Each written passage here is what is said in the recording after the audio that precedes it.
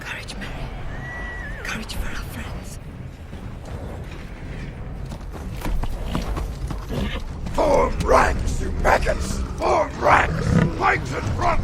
Archers behind!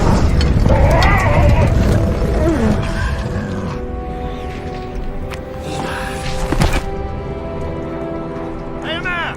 Send your Aerid down the left flank! Gamling, follow the King's banner down the center. Remote, take your company right after you pass the wall. Forth, and fear no darkness! Arise! Arise, riders of Theoden! Spears shall be shaken! Shields shall be splintered! A sword day! A red day!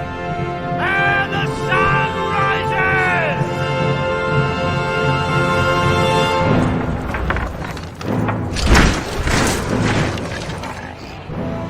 Whatever happens, stay with me. I'll look after you.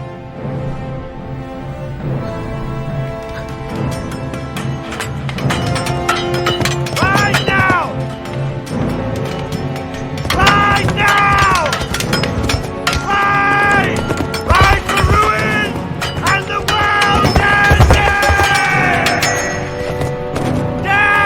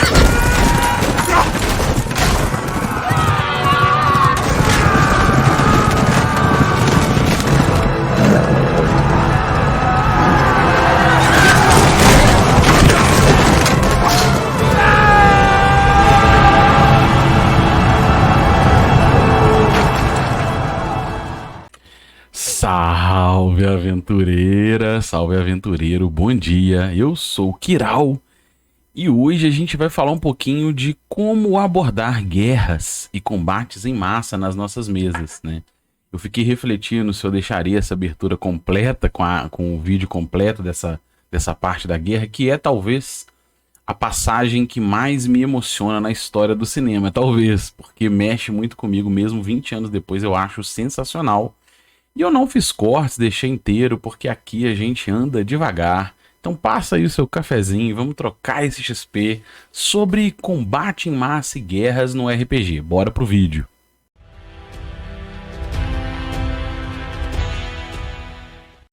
E aí, pessoal, Aqui, ó, eu deixei aqui, olha só, eu fiz um print lá do canal sobre uma série que eu tenho feito do Beckme e da Rule Cyclopedia, né? São alguns vídeos dessa experiência em caixas do D&D dos anos 80, que colocava o Dungeons and Dragons em degraus de experiência, né? Da experiência básica, avançada, da experiência básica, especialista, Companion, o Masters e o Immortals, em que você ia tendo esse arco de experiência, e dentro disso ele trazia complementos até então inéditos para o D&D, que era da proposta de você fazer combate em massa, máquinas de cerco, né? Momentos de cerco em fortaleza, construção de fortaleza. Então tem tudo lá nessa playlist, que inclusive a gente fez uma live com o Hausman, que também bateu um papo sobre isso. Então eu vou deixar aqui no card essa playlist. Só que lá nessa playlist eu não entrei em detalhes sobre como abordar combate em massa do D&D, eu só apresentei a ideia que tem lá para você ler.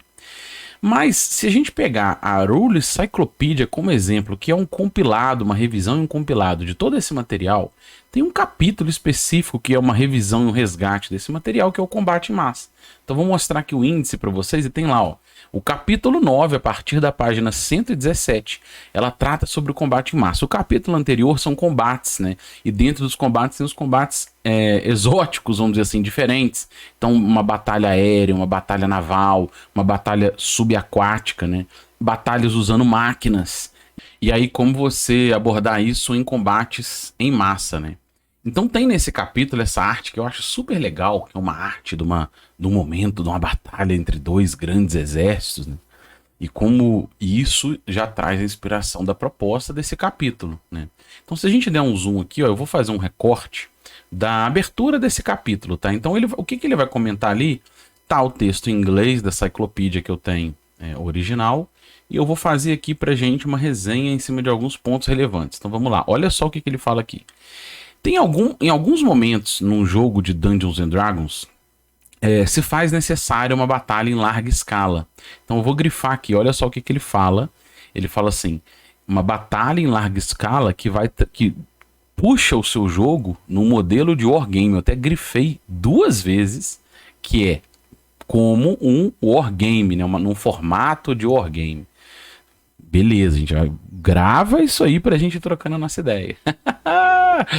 Aí ele continua falando que é o seguinte: vai ter momentos, né, que os personagens eles querem ter a experiência de comandar exércitos, né, de serem comandantes de exércitos, que vem dessa proposta, dessa experiência em degraus, em que você chega um momento em que você vai ser, né, personagens serão reis, grandes lords, comandantes de exércitos, né, e aí você se vê necessário fazer essa gestão. Então o que ele comenta mais? Em algum momento, porque a proposta é que, se tiver uma batalha em massa, você pode fazer ela narrativa, né? Você pode simplesmente narrar o que acontece, e aí isso vai ser um cenário de um mundo pós-guerra, uma terra devastada, um momento de guerra, e a galera vai jogar ali. Mas você pode, né, o que ele falou, pode ser que ao invés de você simplesmente narrar, apresentar de forma narrativa essa guerra, a galera pode ter influência direta nesse jogo. Então quem está jogando pode ter uma necessidade ou um desejo de ter uma responsabilidade pessoal, né? Um impacto pessoal nos planos, na gestão das decisões dessa guerra. Então em cima disso, ele organiza isso em algumas propostas, né? Então ele fala, esse capítulo ele vai ser organizado em 2 partes. Uma delas, que ele chamou de parte 1, vai ser o The War Machine, né, que está entre aspas, que é o quê? É para realmente mostrar como você organizar seus soldados, né, em aglomerados, em batalhas em escala, né, como você escalonar isso em agrupamentos de soldados. E a parte 2, que é a The Siege Machine. Na parte 1, você até pode usar máquinas de guerra, mas o The War Machine é quase como uma massa humana de batalha mesmo, como você fazer as regrinhas para determinar o poder dos exércitos e tudo. E a segunda é momento de cerco, né? Então o Siege Machine seria para momentos de cerco, quando estiver fazendo uma defesa, não for uma batalha em campo aberto, e for um momento de defesa em construções, ou, por exemplo, o Abismo de Helm, né? Como é que você vai organizar o seu jogo para esse momento de cerco, de sitiar um forte, uma fortaleza? Então ele organiza isso em 2 capítulos. Aí ele traz, destrinchando lá a partir da página 117, você vai ver isso, como que isso funciona. Então ele fala, ó, The War Machine, né? É um sistema para você organizar o seu Dungeons and Dragons em batalhas de larga escala. Então, batalhas em larga escala, para você ir transformando ele num wargame. E ele assume alguns comandos para você fazer isso, né? A ideia dele é que, olha só, a ideia dele é que é a seguinte: para fazer isso, você vai precisar de organizar o seu jogo, né, com papel e caneta e um pouco de conhecimento de aritmética básica. E aí ele assume alguns padrões. O que ele assume ali? Que os exércitos terão um nível de qualidade, né? Ele vai organizar isso num nível de qualidade, capacidade de quem está ali combatendo nas tropas. Outra coisa é a influência do terreno numa guerra, né? Ele traz isso no capítulo. Se tiver chovendo, se não tiver chovendo, se for um terreno acidentado, se for uma área muito alagada, o que isso pode impactar, né? Outra coisa são efeitos de sorte, né? Será que a pessoa está bem alimentada, não está bem alimentada, simplesmente sorte e azar pode impactar nisso? Ele vai trazer um pouquinho abordando disso. E por fim, ele comenta que quem está jogando não precisa de ter um conhecimento tático de guerra. Ele vai simplificar isso para personagens, usando um pouco do atributo, inteligência, carisma de quem está liderando para fazer alguns impactos para amenizar a capacidade de tática de quem está jogando. Então você vai ter umas regrinhas para facilitar isso. Então ele traz alguns exemplos. Como que isso funciona, né? Ele vai calcular, ele cria um padrão que chama Basic Force Rating, que seria um nível de poder, né? Basicamente isso, um nível de poder das tropas. A classe das tropas, né? O estilo, e organizando ela num estilo de tropa, né? Outra coisa é o Battle Rating, ele vai colocar um nível da batalha, o nível desse combate. E por fim, aplicar esses resultados no jogo, né? Aí ele vai trazendo esse passo 1, passo 2, passo 3, né? Como você organizar isso de passo a passo. E olha lá, primeiro passo, como você vai calcular o Basic Force Rating? Aí ele organiza isso, né? Você vai determinar pelo Leadership Factor, ou seja, o fator de liderança. Esse fator de liderança vai levar em conta olha lá, como é que você vai determinar fator de liderança? Então você vai olhar inteligência, sabedoria e carisma e ajustar isso, fazendo uma continha para fator de liderança. Eu vou parar por aqui.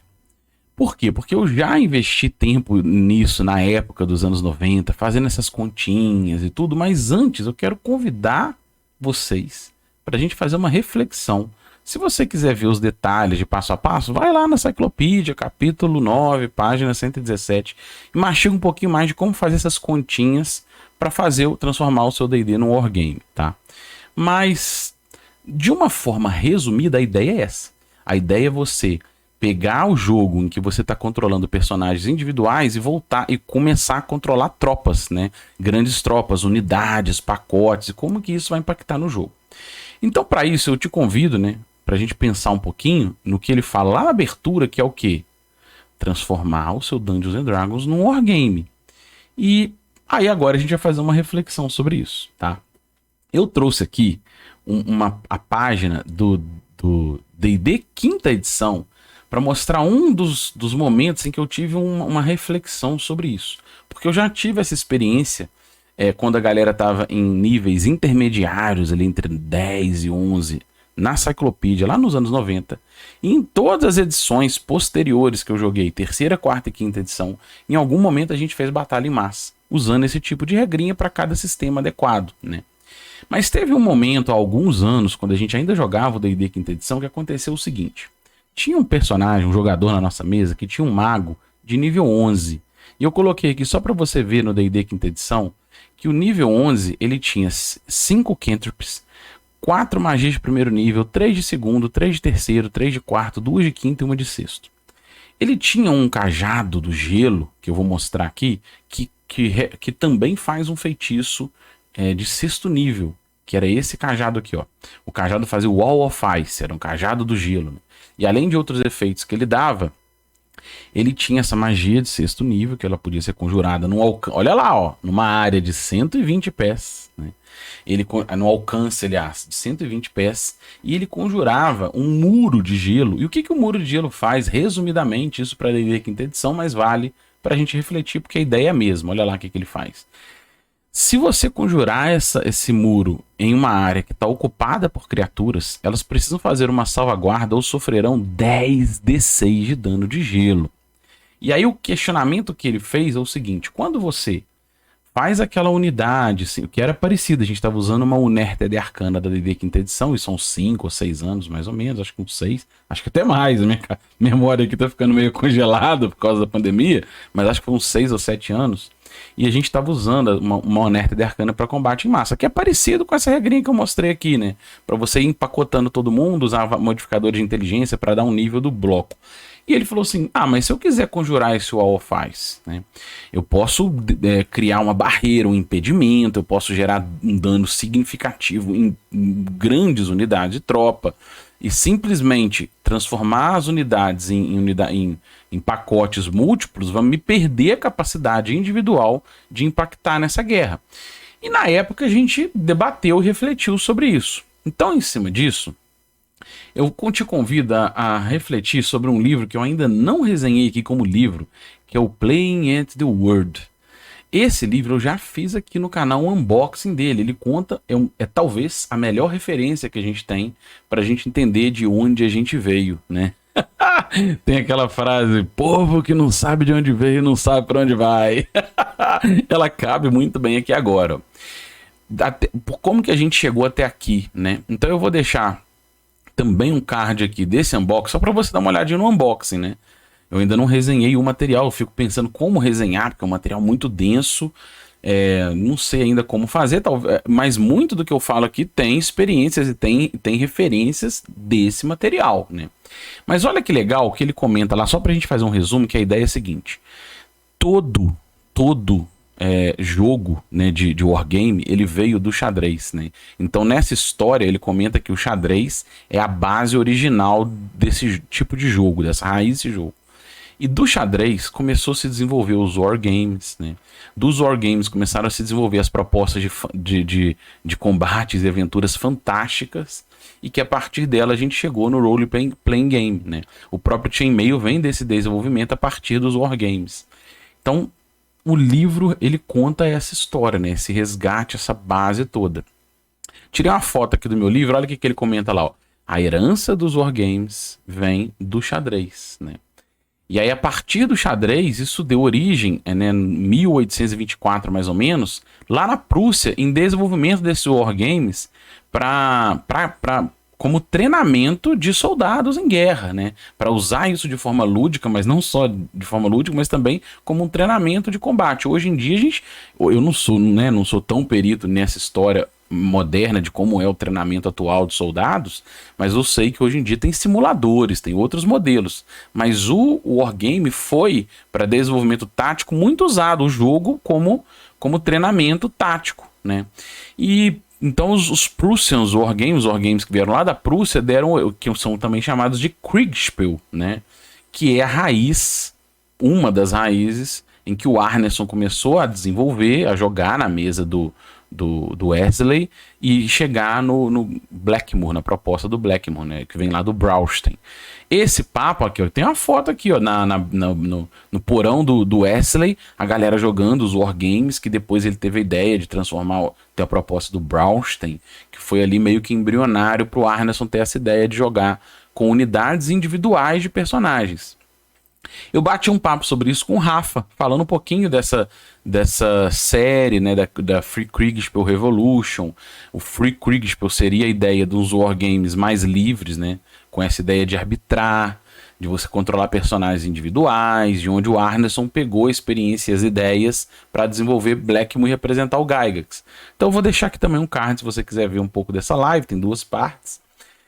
Mas a ideia geral que eu trouxe, todo esse papo aqui, é pra gente pensar o seguinte: dentro dessa proposta, né, que tem lá no Playing at the World, do xadrez, a gente teve o desenvolvimento de wargames. Dos wargames foi desenvolvida a ideia para batalhas medievais e medievais fantásticas, né, que deu origem em batalhas medievais fantásticas e unidades como o Chainmail e como o embrião do Dungeons and Dragons nos anos 70. Então veio essa evolução. Se a gente resgatar o papo aqui da batalha em massa, né? Se você tá pegando o seu Dungeons and Dragons e transformando ele num wargame, o que você tá fazendo na prática é o caminho inverso. Você vai pegar uma proposta de jogar com personagens individuais, né, num mundo fantástico, e vai resgatar ele para uma batalha em guerra, tendo ainda o impacto da fantasia, de criaturas fantásticas e tudo. E isso, de certa forma, é muito mais difícil na minha análise de fazer, pensando que em muitos casos você tem mono-unidades que podem impactar muito grande numa guerra, como o efeito de uma magia, de um item mágico, de um dragão, né? Mas tudo bem, se você quer fazer isso, tem ferramentas para você olhar, se inspirar e amadurecer nisso. Por outro lado, o meu pensamento é, seria possível a gente propor o impacto de quem está jogando, né? Lembra que ele falou ali que isso aqui é importante, ó. Quem está jogando quer ter responsabilidade pessoal em cima do que vai rolar na guerra, e não simplesmente, às vezes, fazer narrado. Eu não sei se tem que ser assim também, né? Será que todo mundo quer o tempo todo ficar jogando batalha em massa? Não sei, se vai depender da sua mesa, do seu rolê, né? Se vocês estiverem a fim de fazer batalha em massa, tem ferramenta para isso. Mas não necessariamente você precisa ter impacto de quem está jogando numa guerra pela batalha em massa. E tem alternativas que eu já venho experimentando, que é o grande tchan do vídeo. Então é agora que vai começar o vídeo. Tudo para introdução. E a ideia é a seguinte, ó. Eu vou trazer aqui uma passagem do Senhor dos Anéis, que eu peguei é um meme, né, mas em inglês, eu vou traduzir aqui rapidamente, tá? Se você lembrar, tem um momento na guerra em que o Aragorn e o Gimli dão a volta na torre, eles saem por trás. Por quê? Porque a porta foi arrombada e eles estão querendo reparar, a porta está sendo invadido. Ele fala, eu vou segurar a porta para você. E aí na hora que eles vão dar a volta, o anão fala assim, ele fala assim, pô, calma aí, né? A gente pode pegá-los, fica tranquilo, nós podemos pegá-los. Aí o Aragorn olha o tamanho do salto e fala assim, olha, é um caminho longo, né? É um salto longo. Aí ele fala assim, então me arremessa. Ele, quê? Aí ele fala, eu não vou conseguir pular essa distância, você vai ter que me arremessar. Por quê? Porque ele já tinha falado lá em Moria que ninguém arremessa um anão e pulou, né? Aí ele falou, não conte ao elfo. Aí ele falou, beleza, nenhuma palavra. E arremessa o anão. Mas o que é isso na prática? É uma mini aventura dentro de uma guerra em que o Aragorn e o Gimli, eles precisam segurar aquela invasão na porta, aquele assalto ali à porta, ao tempo da galera reparar. Então isso significa que a gente poderia criar uma mini aventura numa guerra com essa inspiração. Proteger a porta, né, ou a ponte, por exemplo, por X rodadas.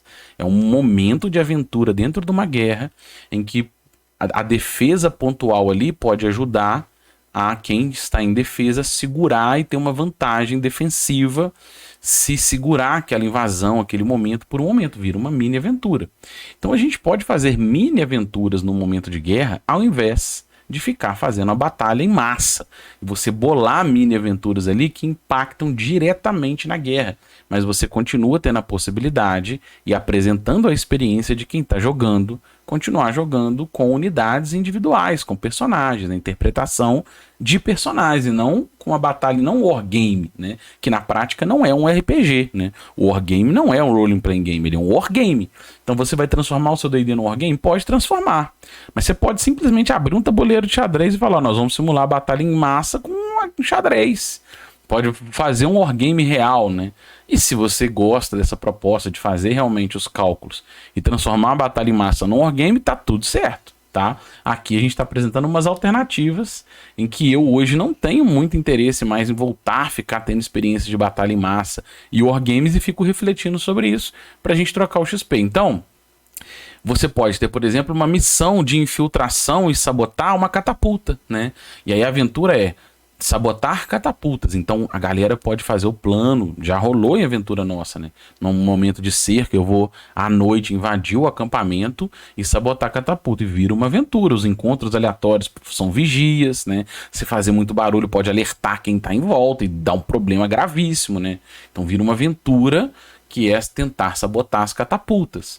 Então tem várias alternativas assim. Eu vou trazer aqui um exemplo de uma aventura que eu já fiz. Na época era D&D quinta edição, mas eu tenho muito interesse em repensar essa aventura agora, né, muitos anos depois, já nessa proposta old school, que a gente aborda aqui no canal, que eu acho que vai ficar ainda mais legal. Mas qual que era a ideia?